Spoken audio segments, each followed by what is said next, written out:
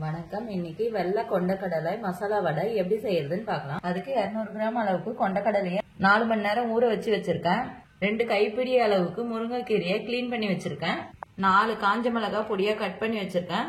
ஒரு பெரிய பூண்டு தட்டி வச்சது, 1/2 டீஸ்பூன் அளவுக்கு சோம்பு, ஒரு பெரிய வெங்காயம் கட் பண்ணி வச்சிருக்கேன். இப்ப இதுல இருக்க தண்ணியெல்லாம் வடிச்சு எடுத்துட்டு கொரகொரப்பா அரைச்சு எடுத்துக்கலாம்.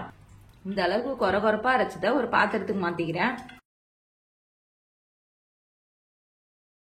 தேவையான அளவுக்கு சால்ட் சேர்த்துக்கிறேன்.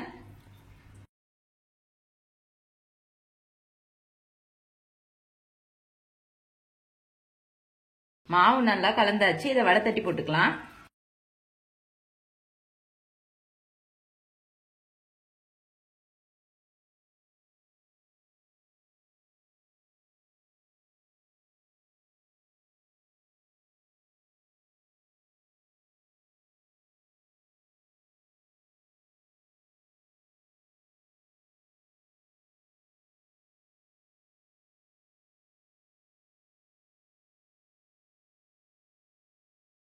இந்த அளவுக்கு சிம்லேயே வேக வச்சுக்கோங்க.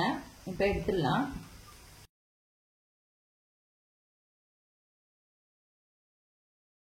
ஹெல்தியான இந்த வடையை நீங்களும் வீட்டில் செஞ்சு கொடுங்க. செஞ்சு கொடுத்துட்டு எப்படி இருந்துச்சுன்னு சொல்லுங்க. லைக் பண்ணுங்க, ஷேர் பண்ணுங்க, கமெண்ட் பண்ணுங்க, சப்ஸ்கிரைப் பண்ணுங்க.